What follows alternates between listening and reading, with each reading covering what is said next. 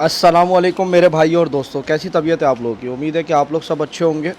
तो जैसे कि आपको पता है कि दास्तान ईमान फ़रोशों की बाय अल्तमश जारी है।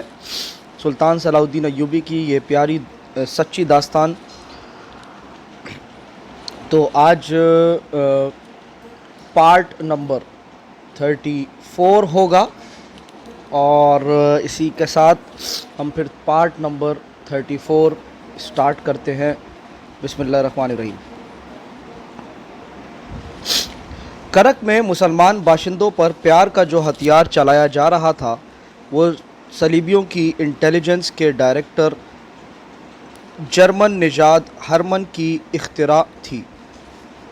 वो शोबक की शिकस्त के बाद सलीबी हुक्मरानों पर ज़ोर दे रहा था कि करक के मुसलमानों को प्यार का धोखा देकर सलीब का वफ़ादार बनाया जाए या कम अज़ कम सलाहुद्दीन अय्यूबी के ख़िलाफ़ कर दिया जाए। सलीबी हुक्मरान मुसलमानों से इतनी ज़्यादा नफ़रत करते थे कि उनके साथ झूठा प्यार भी नहीं करना चाहते थे। वो तशद्दुद और दरिंदगी से मुसलमानों का कौमी जज्बा और वक़ार ख़त्म करने के कायल थे। हरमन अपने फ़न का माहिर था, इंसानों की नफ्सियात समझता था। उसने सलीबी हुक्मरानों को बड़ी मुश्किल से अपना हम ख्याल बनाया और ये पॉलिसी मुरतब करा ली कि शहर और मदाफ़ात के इस इलाके के मुसलमानों को जो सलीबी इस्तबदाद में हैं मुश्तबा और जासूस समझा जाए। जिस मुसलमान के ख़िलाफ़ ज़रा सी भी शहादत मिले उसे गिरफ़्तार करके गायब कर दिया जाए। लेकिन हर मुसलमान शहरी को दहशत ज़दा ना किया जाए। इस पॉलिसी की बुनियादी ये थी कि लड़कियों के ज़रिए मुसलमान लड़कियों को बेपर्दा किया जाए और मुसलमान लड़कों को ज़हनी अय्याशी और नशे का आदी बना दिया जाए। मुख्तसर ये कि इनकी किरदार कशी का इंतज़ाम किया जाए। लिहाजा इस पॉलिसी पर अमल शुरू कर दिया गया था। इब्तदा अफवाहों से की गई थी। हरमन ने यह मंजूरी भी ले ली थी कि मुसलमानों में गद्दारी के जरासीम पैदा करने के लिए खासी रकम खर्च की जाए। चंद एक मुसलमानों को खूबसूरत और तंदुरुस्त घोड़ों की बग्गियां देकर इन्हें शहज़ादा बना दिया जाए और इन्हें मुसलमानों के ख़िलाफ़ मुखबिरी और इनमें अफवाहें फैलाने के लिए इस्तेमाल किया जाए। इन्हें शाही दरबार में वक्तन फ़वक्तन मदऊ करके उनके साथ शाहाना सलूक किया जाए। उनकी मस्तूरात को भी मदऊ करके उनकी इज़्ज़त की जाए कि वो अपनी असलियत और अपना मज़हब जहन से उतार दें। हरमन ने कहा था, अगर आप मुसलमान को अपना ग़ुलाम बनाना चाहते हैं तो इसके दिमाग में बादशाही का कीड़ा डाल दें। उसे घोड़े और बग्गियां देकर उसके दामन में चंद एक अशरफियाँ डाल दें, फिर वो बादशाही के नशे में आपके इशारों पर नाचेगा, शराब भी पिएगा और अपनी बेटियों को अपने हाथों नंगा करके आपके हवाले कर देगा। अगर आप मुसलमान का मुस्तकबिल तारीक करना चाहते हैं तो ये नुस्खा आजमाएं। मैं आपको पहले भी बता चुका हूँ और अब फिर बताता हूँ कि यहूदियों ने मुसलमानों के इखलाकी तबाही के लिए अपनी लड़कियाँ पेश की हैं। आप जानते हैं कि मुसलमान का सबसे पुराना और सबसे बड़ा दुश्मन यहूदी है। इस्लाम की जड़ें तबाह करने के लिए यहूदी अपनी बेटियों की इज़्ज़त और अपनी पूंजी का आखिरी सिक्का भी कुर्बान करने का तैयार रहता है। यहूदियों में ख़तरा ये था कि वो इसी खित्ते के रहने वाले थे, इसलिए मुसलमानों की ज़बान बोलते थे और इनकी रस्म व रिवाज और घरेलू तर्ज ज़िंदगी से भी वाकिफ़ थे। उनकी शक्लें और कई दीगर कवाइफ मिलते जुलते थे। कोई यहूदी लड़की मुसलमानों का लिबास पहनकर किसी मुसलमान घर में जा बैठे तो उसे बिला शक व शुबा मुसलमान समझ लिया जाता था। इस मुशाबहत से यहूदी पूरा फ़ायदा उठा रहे थे और इस्लामी माशरत में गैर इस्लामी जहर दाखिल होना शुरू हो गया था। जिस रोज़ सुल्तान अय्यूबी ने 2 जासूसों को हिदायत दी और जाहिदान से कहा था कि वो करक में जासूसों के ज़रिए मुसलमानों को सही खबरें पहुँचाए, इससे 20 रोज़ बाद करक में एक पागल और मजजूब अचानक कहीं से नमूदार हुआ। उसने हाथ में लकड़ी की बनी हुई गज़ भर लंबी सलीब उठा रखी थी جسے وہ اوپر کر کے چلاتا تھا۔ مسلمانوں کی تباہی کا وقت قریب آ گیا ہے۔ شوبک میں مسلمان اپنی بیٹیوں کی عصمت دری کر رہے ہیں۔ مصر میں مسلمانوں نے شراب پینا شروع کر دی ہے۔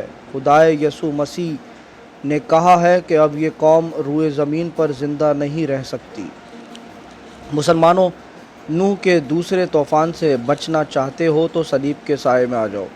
اگر صلیب پسند نہیں تو خدائے یہودا کے آگے سجدہ کرو۔ مسجدوں میں تمہارے سجدے بیکار ہیں۔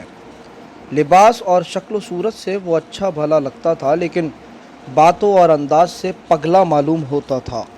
اس کی داڑھی بھی تھی، لمبا چوغا پہن رکھا تھا، سر پر پگڑی اور اس پر رومال ڈالا ہوا تھا جو کندھوں پر بھی پھیلا ہوا تھا۔ اس کے چہرے اور کپڑوں پر گرد تھی جس سے پتہ چلتا تھا کہ وہ سفر سے آیا ہے۔ اس کے پاؤں گرد آلود تھے۔ اسے کوئی روکتا اور بات کرتا تھا تو وہ رک تو جاتا تھا، لیکن کوئی جواب نہیں دیتا تھا۔ کوئی بات جیسے سنتا سمجھتا ہی نہیں تھا۔ سوال کوئی بھی پوچھو وہ اپنا اعلان دہرانے لگتا تھا، مسلمانوں کی تباہی کا وقت قریب آ گیا ہے، وغیرہ وغیرہ۔ کسی نے بھی یہ معلوم کرنے کی کوشش نہ کی کہ وہ کون ہے اور کہاں سے آیا ہے۔ عیسائی اس لیے خوش تھے کہ اس نے ہاتھ میں صلیب اٹھا رکھی تھی اور خدائے یسوع مسیح کا نام لیتا تھا۔ یہودی اس لیے خوش تھے کہ وہ خدائے یہودا کا نام لیتا تھا، اور دونوں کی یہ خوشی مشترک تھی کہ وہ مسلمانوں کی تباہی کی خوشخبری سنا رہا تھا۔ صلیبی فوج کے چند ایک سپاہیوں نے اس کی للکار سنی تو انہوں نے قہقہ لگایا۔ شہری انتظامیہ کی فوج، جو بعد میں پولیس کہلائی، نے اس نے دیکھا تو اسے پاگل کہہ کر نظر انداز کر دیا۔ مسلمانوں میں اتنی جرات نہیں تھی کہ اس کا منہ بند کرتے۔ مسلمان اس کے منہ سے اپنی تباہی کا اعلان سن کر ڈر بھی گئے تھے اور انہیں غصہ بھی آیا تھا، مگر کچھ بھی نہیں کر سکتے تھے۔ یہ مجذوب شہر کی گلیوں اور بازاروں میں گھوم رہا تھا اور اس اعلان کو دہراتا جا رہا تھا، مسلمانوں، صلیب کے سائے میں آ جاؤ، تمہاری تباہی کا وقت آ گیا ہے، مسجدوں میں تمہارے سجدے بیکار ہیں۔ کہیں کہیں وہ یہ بھی کہتا تھا، کرک میں مسلمانوں کی فوج نہیں آئے گی، ان کا صلاح الدین ایوبی مر چکا ہے۔ بعض اوقات وہ اوٹ پٹانگ اور بے معنی فقرے بولتا تھا جو ثابت کرتے تھے کہ وہ پاگل ہے۔ بچے اس کے پیچھے پیچھے چلے جا رہے تھے، بڑی عمر کے آدمی بھی کچھ دور تک اس کے پیچھے چلتے اور رک جاتے تھے، وہاں سے چند اور آدمی اس کے پیچھے چل پڑتے تھے۔ مسلمان اسے غصے کی نگاہ سے بھی دیکھتے تھے اور اپنے بچوں کو اس کے پیچھے جانے سے روکتے تھے۔ صرف ایک مسلمان تھا جو اس پاگل کے پیچھے پیچھے جا رہا تھا۔ وہ پاگل سے 10-12 قدم دور تھا۔ یہ ایک جوان سال مسلمان تھا۔ راستے میں 2 عیسائی نوجوانوں نے اسے تانے دیے۔ ایک نے اسے کہا، عثمان بھائی، تم بھی صلیب کے سائے میں آ جاؤ۔ اس نے انہیں قہر بھری نظروں سے دیکھا اور چپ رہا۔ ان عیسائیوں کو معلوم نہیں تھا کہ عثمان کے پاس ایک خنجر ہے اور وہ اس پاگل کو قتل کرنے کے لیے اس کے پیچھے پیچھے جا رہا ہے۔ اس کا پورا نام عثمان صارم تھا۔ اس کے ماں باپ زندہ تھے اور اس کی ایک چھوٹی بہن بھی تھی جس کا نام النور صارم تھا۔ اس لڑکی کی عمر 22-23 سال تھی۔ عثمان اس سے 3-4 سال بڑا تھا۔ جوشیلا جوان تھا، اسلام کے نام پر جان نثار کرتا تھا۔ صلیبی حکومت کی نظر میں وہ مشتبہ بھی تھا، کیونکہ وہ مسلمان نوجوانوں کو صلیبی حکومت کے خلاف زمین دوز کارروائیوں کے لیے تیار کرتا رہتا تھا۔ وہ ابھی کوئی جرم کرتا پکڑا نہیں گیا تھا۔ اس نے جب اس پاگل کی آواز سنی تو باہر نکل آیا۔ پاگل اتنی بڑی صلیب بلند کیے مسلمانوں کے خلاف بلند آواز میں واہی تباہی بکتا جا رہا تھا۔ عثمان صارم نے بھی نہ دیکھا کہ یہ تو کوئی پاگل ہے۔ اس نے صلیب دیکھی اور پاگل کے الفاظ سنے تو اس پر دیوانگی طاری ہو گئی۔ اپنے گھر جا کر اس نے خنجر لیا اور کرتے کے اندر ناف میں اڑس کر پاگل کے پیچھے پیچھے چل پڑا۔ وہ اسے ایسی جگہ قتل کرنا چاہتا تھا جہاں اسے کوئی پکڑ نہ سکے۔ وہ صلیبیوں کے خلاف مزید کارروائیوں کے لیے زندہ رہنا چاہتا تھا۔ وہ پاگل سے 10-12 قدم پیچھے چلتا گیا اور اس کا اعلان سنتا گیا۔ جب 2 عیسائیوں نے اسے تانے دیے اور ایک نے کہا کہ عثمان تم بھی صلیب کے سائے میں آ جاؤ، تو اس کی آنکھوں میں خون اتر آیا۔ اس کے دل میں قتل کا ارادہ اور زیادہ پختہ ہو گیا۔ پاگل کے پیچھے اور اس کے ساتھ ساتھ لوگوں اور بچوں کا جلوس جمع ہو گیا تھا۔ قتل کا یہ موقع اچھا نہیں تھا۔ دن گزرتا گیا اور پاگل کی آواز دھیمی پڑتی گئی۔ اس کے پیچھے چلنے والے کم ہوتے گئے۔ سورج غروب ہونے میں ابھی کچھ دن کچھ دیر باقی تھی، ایک مسجد آ گئی۔ پاگل مسجد کے دروازے میں بیٹھ گیا اور اس نے صلیب اوپر کر کے کہا، اب یہ گرجا ہے، مسجد نہیں ہے۔ اس وقت عثمان صارم اس کے قریب جا کھڑا ہوا۔ اسے اچھی طرح احساس تھا کہ یہ بے شک پاگل ہے، لیکن اس کے قتل کی سزا بھی موت ہوگی، کیونکہ اس نے صلیب اٹھا رکھی ہے اور یہ مسلمانوں کے خلاف نعرے لگا رہا ہے۔ عثمان صارم نے پاگل کے قریب ہو کر دھیمی آواز میں کہا، یہاں سے فوراً اٹھو اور اپنی صلیب کے ساتھ غائب ہو جاؤ، ورنہ صلیبی یہاں سے تمہاری لاش اٹھائیں گے۔ پاگل نے اسے نظر بھر کر دیکھا۔ اس کے سامنے بہت سے بچے کھڑے تھے۔ اس نے عثمان صارم کی دھمکی کا جواب دیے بغیر بچوں کو ڈانٹ کر بھاگ جانے کو کہا۔ بچے ڈر کر بھاگ گئے تو پاگل مسجد کے اندر چلا گیا۔ عثمان صارم کے لیے یہ موقع بہت اچھا تھا۔ اس نے کچھ سوچے بغیر چوکڑی بھری دروازے کے اندر گیا اور دروازہ بند کر دیا۔ اس نے بہت تیزی سے خنجر نکالا، مگر وار کرنے لگا تو پاگل نے گھوم کر دیکھا۔ عثمان کے خنجر کا وار اپنی طرف آتا دیکھ کر اس نے صلیب آگے کر کے وار صلیب پر لیا اور کہا، رک جاؤ جوان، اندر چلو، میں مسلمان ہوں۔ عثمان صارم نے دوسرا وار نہ کیا۔ پاگل جوتے اتار کر مسجد کے اندرونی کمرے میں چلا گیا۔ اس نے صلیب اپنے ہاتھ میں رکھی۔ اندر جا کر اس نے عثمان صارم سے نام پوچھا اور کہا، میں مسلمان ہوں، میری باتیں غور سے سن لو، مجھے بتاؤ کہ تم کب سے میرے پیچھے آ رہے ہو؟ میں سارا دن تمہارے پیچھے پھرتا رہا ہوں، عثمان صارم نے جواب دیا، مگر مجھے قتل کا موقع نہیں مل رہا تھا۔ تم مجھے کیوں قتل کرنا چاہتے ہو؟ پاگل نے پوچھا۔ کیونکہ میں اسلام اور صلاح الدین ایوبی کے خلاف کوئی بات برداشت نہیں کر سکتا، عثمان صارم نے جواب دیا۔ تم پاگل ہو یا نہیں، میں تمہیں زندہ نہیں چھوڑوں گا۔ پاگل نے اس سے کئی اور باتیں پوچھیں۔ آخر اس نے کہا، مجھے تم جیسے ایک جوان کی ضرورت تھی، اچھا ہوا کہ تم خود ہی میرے پیچھے آ گئے۔ میرا خیال تھا کہ مجھے اپنے مطلب کا کوئی مسلمان بڑی مشکل سے ملے گا۔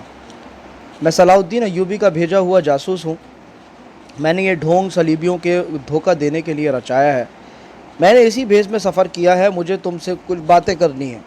یاد رکھو کہ مسجد میں کوئی صلیبی آ گیا تو میں پھر وہی بکواس شروع کر دوں گا جو دن بھر کرتا رہا ہوں۔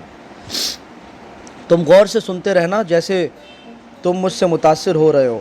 میں بہت تیزی سے بولوں گا۔ شام کی نماز کا وقت ہو رہا ہے۔ مسلمانوں میں صلیبیوں کے بھی جاسوس ہیں۔ میں نمازیوں کے آنے تک اپنی بات ختم کرنا چاہتا ہوں۔ عثمان صارم نے کبھی جاسوس نہیں دیکھا تھا۔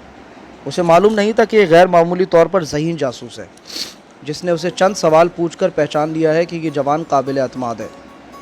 جاسوس نے اسے کہا، اپنے جیسے چند ایک جوان اکٹھے کرو اور کچھ مسلمان لڑکیوں کو بھی تیار کرو۔ تمہیں ہر ایک مسلمان گھرانے میں یہ پیغام پہنچانا ہے کہ صلاح الدین ایوبی زندہ ہے، وہ اپنی فوجوں کے ساتھ یہاں سے صرف آدھے دن کی مسافت جتنا دور ہے۔ اس کی تمام فوج کرک پر حملہ کرنے کے لیے نہ صرف تیار ہے، بلکہ اس فوج نے صلیبی فوج کا ناک میں دم کر رکھا ہے۔ مصر میں حالات پرسکون ہے، وہاں صلیبیوں نے جو تخریب کاری کی تھی وہ جڑ سے اکھاڑ دی گئی ہے۔ صلاح الدین ایوبی کب حملہ کرے گا؟ عثمان صارم نے پوچھا۔ ہم اس کی راہ دیکھ رہے ہیں۔ ہم تمہیں یقین دلاتے ہیں کہ تم باہر سے حملہ کرو گے تو ہم صلیبیوں پر اندر سے حملہ کریں گے۔ خدا کے لیے جلدی آؤ، تحمل سے کام لو نوجوان، جاسوس نے کہا۔ پہلے صلاح الدین ایوبی کا پیغام سن لو اور یہ ہر ایک نوجوان کے ذہن پر نقش کر دو۔ ایوبی نے کہا ہے کہ کرک کے مسلمان نوجوانوں سے کہنا کہ تم ملک اور مذہب کے پاسبان ہو۔ میں نے پہلی جنگ لڑپن میں لڑی تھی اور محاصرے میں لڑی تھی۔ فوج کی کمان میرے چچا کے پاس تھی۔ اس نے مجھے کہا کہ محاصرے میں گھبرانا جانا، اگر تم اس عمر میں گھبرا گئے تو تمہاری ساری عمر گھبراہٹ اور خوف میں گزرے گی۔ اگر اسلام کے علم بردار بننا چاہتے ہو تو یہ علم آج ہی اٹھا لو اور دشمن کی دیواریں توڑ کر نکل جاؤ، پھر گھوم کر آؤ اور دشمن پر جھپٹ پڑو۔ میں گھبرایا نہیں۔ 3 مہینوں کے محاصرے نے ہمیں فاقے کشی بھی کرائی، لیکن ہم محاصرہ توڑ کر نکل آئے، اور ہم نے جب خوراک سے پیٹ بھرے، وہ دشمن کی رسد سے چھینی ہوئی خوراک تھی۔ ہمارے جو گھوڑے محاصرے میں بھوک سے مر گئے تھے، ہم نے ان کی کمی دشمن کے گھوڑوں سے پوری کی۔ صلاح الدین ایوبی نے کہا ہے کہ میری قوم کے بیٹوں سے کہنا کہ تم پر دشمن نے پیار کے ہتھیار سے حملہ کیا ہے۔ ہمیشہ یاد رکھنا کہ کوئی غیر مسلم کسی مسلمان کا دوست نہیں ہو سکتا۔ صلیبی میدان جنگ میں ٹھہر نہیں سکے، ان کے منصوبے خاک میں مل گئے ہیں، اس لیے وہ اب مسلمانوں کو ابھرتی ہوئی نسل کے ذہن سے قومیت اور مذہب نکالنے کے جتن کر رہے ہیں۔ انہوں نے جو ہتھیار استعمال کیا ہے وہ بڑا ہی خطرناک ہے۔ یہ ہے ذہنی عیاشی، کاہلی اور کوتاہی۔ تم میں یہ تینوں خرابیاں پیدا کرنے کے لیے عیسائی اور یہودی ایک ہو گئے ہیں۔ یہودی اپنی لڑکیوں کے ذریعے تم میں حیوانی جذبہ بھڑکا رہے ہیں اور تمہیں نشے کا عادی بنا رہے ہیں۔ میں یہ نہیں کہوں گا کہ حیوانی جذبے اور نشے سے تمہاری عاقبت خراب ہوگی اور موت کے بعد تم جہنم میں جاؤ گے۔ میں یہ کہنا چاہتا ہوں کہ کردار کی یہ خرابیاں تمہارے لیے اس دنیا کو ہی جہنم بنا دیں گی۔ تم جسے جنت کی لذت سمجھتے ہو وہ جہنم کا عذاب ہے۔ تم صلیبیوں کے غلام ہو جاؤ گے اور جو تمہاری بہنوں کو بے آبرو کرتے پھریں گے، تمہارے قرآن کے ورق گلیوں میں اڑیں گے اور تمہاری مسجدیں استبل بن جائیں گی۔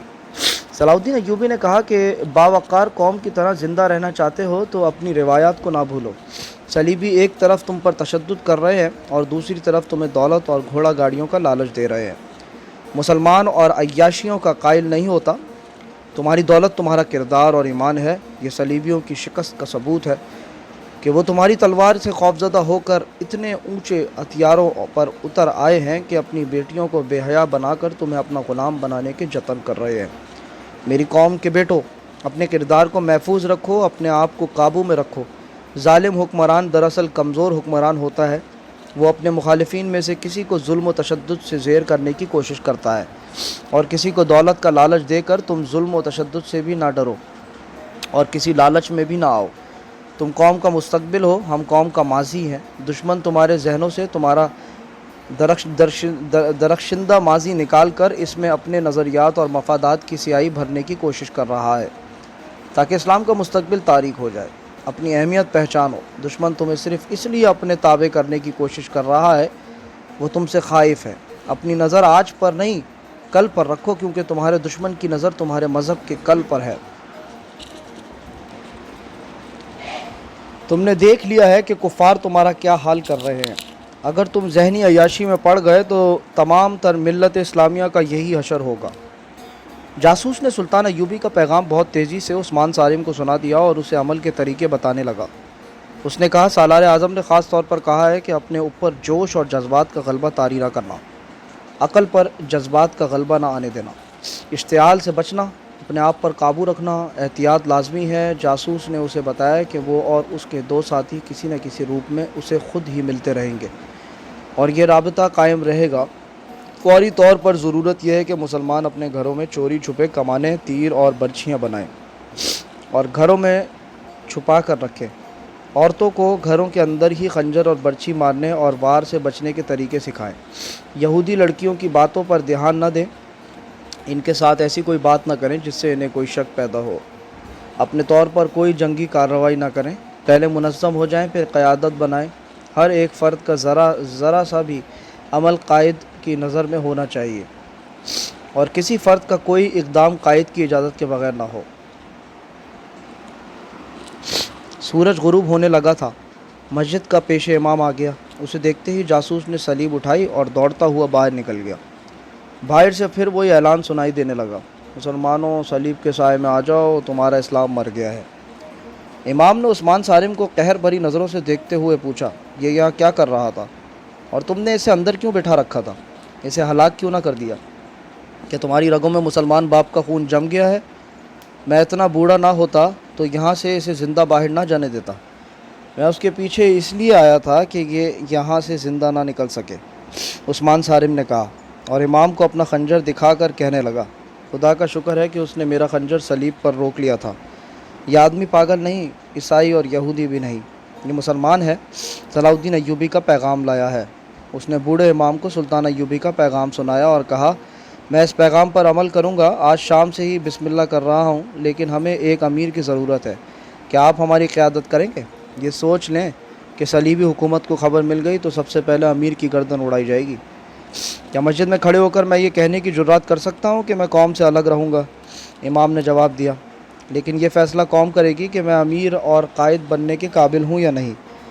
میں خدا کے گھر میں کھڑا یہ عہد کرتا ہوں کہ میری دانش، میرا مال، میری اولاد اور میری جان اسلام کے تحفظ اور فروغ کے لیے اور صلیب کو روبہ زوال کرنے کے لیے وقف ہوگی۔ میرے عزیز بیٹے، صلاح الدین ایوبی کے پیغام کا ایک ایک لفظ ذہن میں بٹھا لو۔ اس نے ٹھیک کہا ہے کہ نوجوان قوم اور مذہب کا مستقبل ہوتے ہیں۔ وہ اسے روشن بھی کر سکتے ہیں اور وہ آوارہ ہو کر اسے تاریک بھی کر سکتے ہیں۔ جب کوئی نوجوان صلیبیوں اور یہودیوں کی بے حیائی کا دلدادہ ہو کر لڑکیوں کو بری نظر سے دیکھتا ہے تو وہ محسوس نہیں کرتا کہ اس کی اپنی بہن بھی اس جیسے نوجوانوں کی بری نظر کا شکار ہو رہی ہے۔ یہ وہ مقام ہے جہاں قومیں تباہ ہوتی ہیں۔ میرے نوجوان بیٹے، خدا کے اس گھر میں عہد کرو کہ تم صلاح الدین ایوبی کے پیغام پر عمل کرو گے۔ عثمان صارم نے گھر جا کر اپنی بہن النور کو الگ بٹھا کر سلطان ایوبی کا پیغام سنایا اور کہا، النور، ہمارا مذہب اور ہمارا قومی اور وقار تم سے بہت بڑی قربانی مانگ رہا ہے۔ آج سے اپنے آپ کو پردہ نشین لڑکی سمجھا چھوڑ دو۔ مسلمان لڑکیوں تک یہ پیغام پہنچا کر انہیں اس جہاد کے لیے تیار کر لو۔ میں تمہیں خنجر، تیر کمان اور برچھی کا استعمال سکھا دوں گا۔ احتیاط یہ کرنی ہے کہ کسی کو شک بھی نہ ہو کہ ہم لوگ کیا کر رہے ہیں۔ میں ہر طرح کی قربانی کے لیے تیار ہوں، النور نے کہا۔ میں اور میری تمام سہیلیاں تو پہلے ہی سوچ رہی تھی کہ ہم اپنی آزادی اور اپنی قوم کے لیے کیا کر سکتی ہیں۔ ہم تو مردوں کے منہ کی طرف دیکھ رہی ہیں۔ عثمان صارم نے اسے بتایا کہ صلاح الدین ایوبی اور اس کی فوج کے متعلق جتنی خبریں یہاں مشہور کی جاتی ہیں وہ سب جھوٹی ہیں۔ تمام مسلمان گھرانوں میں جا کر عورتوں کو صحیح خبریں سناؤ۔ عثمان صارم نے اسے صحیح خبریں سنائیں اور یہ بھی بتایا کہ مسلمانوں میں غدار اور صلیبیوں سے مخبر بھی ہیں۔ اس نے بہن کو ایسے 3-4 گھرانے بتائے اور کہا کہ ان کی عورتوں کو ہاتھ میں لو اور انہیں بتاؤ کہ ان کے آدمی غدار ہیں۔ انہیں یہ بھی کہو کہ عیسائی اور یہودی لڑکیوں کے پیار سے بچو، ان کا پیار محض دھوکہ ہے۔ کیا میں رینی کو یہاں آنے سے روک دوں؟ النور نے پوچھا۔ وہ تو تمہارے ساتھ بھی بے تکلف ہو گئی ہے۔ اسے میں کہوں گا کہ ہمارے گھر نہ آیا کرے، عثمان صارم نے کہا۔ وہ بہت تیز اور ہوشیار لڑکی ہے۔ رینی ایک نوجوان عیسائی لڑکی تھی۔ عثمان صارم کے گھر سے تھوڑی ہی دور اس کا گھر تھا۔ اس کا باپ شہری انتظامیہ کے کسی اونچے عہدے پر فائز تھا۔ لڑکی کا پورا نام رینی الیگزینڈر تھا۔ وہ النور کی سہیلی بنی ہوئی تھی۔ عثمان صارم کے ساتھ بھی اس نے گہرے مراسم پیدا کر لیے تھے۔ اسے دیکھ کر وہ بہت خوش ہوتی تھی۔ عثمان صارم ابھی اس کے قریب نہیں ہوا تھا۔ وہ وجیح جوان سمجھتا تھا کہ یہ عیسائی لڑکی ہے اور یہاں جاسوسی کرنے آتی ہے۔ اس نے رینی کو کبھی ناپسندیدگی کی نگاہ سے نہیں دیکھا تھا، بلکہ اس کے ساتھ ہنسی مذاق بھی کر لیتا تھا تاکہ اسے شک نہ ہو۔ اب جب اسے یہ ضرورت پیش آئی کہ رینی اس کے گھر نہ آیا کرے تو رینی کو یہ کہنا اس کے لیے مشکل ہو گیا کہ اب ہمارے گھر نہ آیا کرو، مگر اسے روکنا ضروری تھا کیونکہ وہ گھر میں اپنی بہن کو جنگی ٹریننگ دینا چاہتا تھا اور اسے معلوم نہیں تھا کہ اس کے گھر میں اب کیا راز آئیں گے۔ اس نے سوچ کر یہ طریقہ پسند کیا کہ النور سے کہا کہ رینی جب کبھی آئے تو یہ کہہ کر باہر چلی جایا کرو کہ کسی سہیلی کے گھر جا رہی ہوں۔ اس طرح اسے ٹالتی رہو اور وہ خود ہی آنا چھوڑ دے گی۔ کرک شہر کے لوگ اس پاگل کی باتیں کر رہے تھے جو مسلمانوں کی تباہی کی پیشن گوئی کرتا پھر رہا تھا۔ غیر مسلموں کو وہ بہت ہی اچھا لگا تھا۔ سب اسے ڈھونڈتے پھرتے تھے لیکن وہ کہیں نظر نہیں آ رہا تھا۔ سرکاری طور پر بھی اسے تلاش کیا جا رہا تھا کیونکہ مسلمانوں کو خوفزدہ کرنے اور ان کا جذبہ سرد کرنے کے لیے اس پاگل کا استعمال کرنے کا فیصلہ کیا گیا تھا۔ کسی کو معلوم نہیں تھا کہ وہ کہاں چلا گیا ہے۔ وہ اسی رات کہیں لاپتہ ہو گیا تھا۔ 10-12 روز اس کی تلاش ہوتی رہی۔ صلیبی حکام نے شہر کے باہر ہی گھوڑ سوار دوڑا دیے۔ انہیں توقع تھی کہ وہ اس شہر سے کہیں دوسرے شہر جا رہا ہوگا، مگر وہ کسی کو نہ ملا اور 10-12 دن گزر گئے۔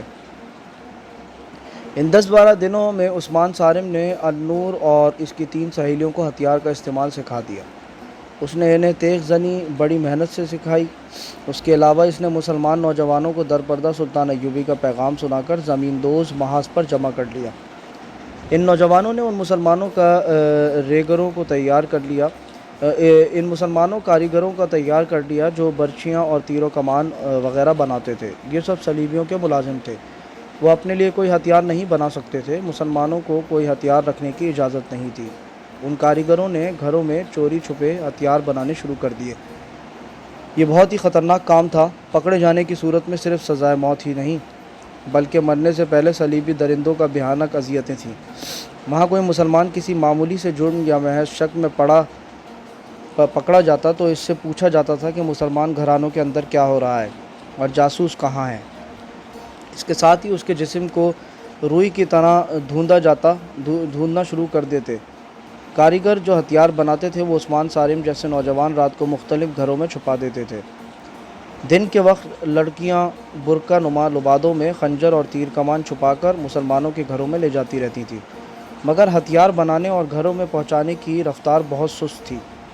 ادھر سلطان ایوبی کو ایک جاسوس نے اطلاع دے دی کہ کرک اور مضافات کے مسلمانوں تک اس کا پیغام پہنچ گیا ہے اور وہاں کے نوجوان لڑکوں اور لڑکیوں نے زمین دوز محاذ بنا لیا ہے۔ یہ اطلاع لانے والا بھی ایک ذہین اور نڈر جاسوس تھا۔ اس نے بتایا کہ وہ جاسوس جس نے سلطان ایوبی کا پیغام عثمان صارم تک پہنچایا تھا، پاگل کے بہروپ میں کامیاب رہا ہے۔ سلطان ایوبی اس اطلاع پر بہت خوش تھا۔ اس نے کہا، جس قوم کے نوجوان بیدار ہو جائیں اسے کوئی طاقت شکست نہیں دے سکتی۔ اس کامیابی نے میرا حوصلہ بڑھا دیا ہے۔ شعبہ جاسوسی کے نائب زاہدان نے کہا، اگر آپ اجازت دیں تو میں مقبوضہ علاقے کے نوجوانوں کو اپنے جاسوسوں کے ذریعے اتنا بھڑکا سکتا ہوں کہ وہ شعلے بن کر کرک اور یروشلم پر آگ لگا دیں گے اور اس آگ میں وہ خود بھی جل مریں گے۔ سلطان ایوبی نے کہا، میں نوجوانوں کو شعلے نہیں بنانا چاہتا، میں ان کے سینوں میں ایمان کی چنگاری سلگانا چاہتا ہوں۔ نوجوانوں کو بھڑکانا کوئی مشکل کام نہیں، ان میں سے کوئی اشرفی کی چمک اور لالچ سے تمہارے ہاتھ میں کھیلنے لگے گا، اور زیادہ تعداد ان کی ہے جو جذباتی الفاظ اور جوشیلے نعروں میں بھڑک اٹھتے ہیں۔ پھر تم ان سے جو کچھ کرانا چاہتے ہو کرا لو، انہیں آپس میں بھی لڑا سکتے ہو۔ اس کی وجہ یہ نہیں کہ وہ جاہل اور گنوار ہیں، ان کا اپنا دماغ ہی نہیں، اصل وجہ یہ ہے کہ یہ عمر ہی ایسی ہوتی ہے کہ خون کا جوش کچھ کر گزرنے پر مجبور کرتا ہے۔ اس عمر میں ذہن عیاشی کی طرف بھی مائل ہوتا ہے اور عمل صالح کی طرف بھی۔ تم نوجوان ذہن کو جو بھی تحریک اور اشتعال دے دو وہ اسی کا اثر قبول کر لے گا۔ تمہارے دشمن ہماری قوم کے ابھرتے ہوئے ذہن میں عیاشی اور جنسی لذت کے جراثیم ڈال رہے ہیں۔ ان کا مقصد صرف یہ ہے کہ ہم اسے جہاد کی طرف مائل کر کے دشمن کے خلاف استعمال نہ کر سکیں۔ تم یہ کوشش کرو کہ نوجوان بھڑکیں نہیں بلکہ سرد رہیں اور سوچیں۔ رسول مقبول صلی اللہ علیہ وسلم کی اس حدیث کو سمجھیں کہ اپنے آپ کو جانو، اپنے دشمن کو پہچانو، ان کی سوچیں بدل دو، ان میں قومیت کا احساس پیدا کرو۔ یہ نوجوان قوم کا بڑا قیمتی سرمایہ ہے، انہیں بھڑکا کر جلنے سے بچاؤ۔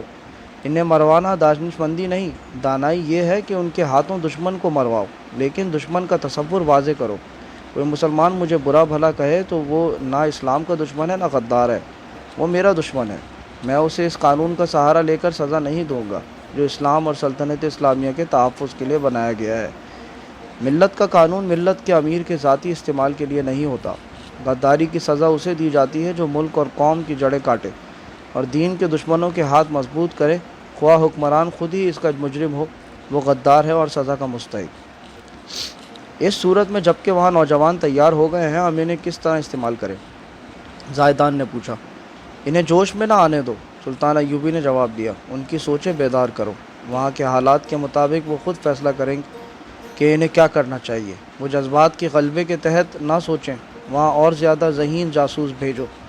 اور یہ یاد رکھو، زاہدان کے دشمن ہمیں نہیں، ہمارے نوجوان بچوں کا کردار بگاڑنے کی کوشش کر رہا ہے، یا ہمارے ان حاکموں کا جن کے ذہن بچوں کی طرح خام ہیں۔ کسی بھی قوم کو جنگ کے بغیر شکست دینا چاہو تو اس کے نوجوانوں کو ذہنی عیاشی میں ڈال دو۔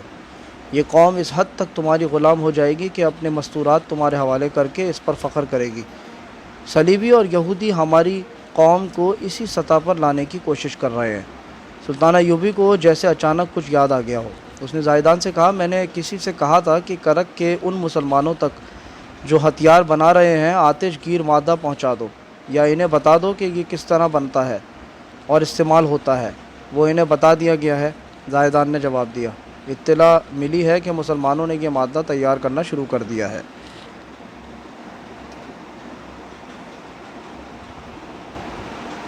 تو ساتھیوں، آج کا پارٹ نمبر 34 ختم ہوا چاہتا ہے۔ امید ہے کہ آپ لوگوں کو پسند آیا ہوگا۔ چینل کو لائک کریں، سبسکرائب کریں، شیئر کریں اور مجھے دعاؤں میں یاد رکھیں۔ اللہ حافظ۔ السلام علیکم ورحمۃ اللہ وبرکاتہ۔ کل ملتے ہیں پارٹ 35 کے ساتھ۔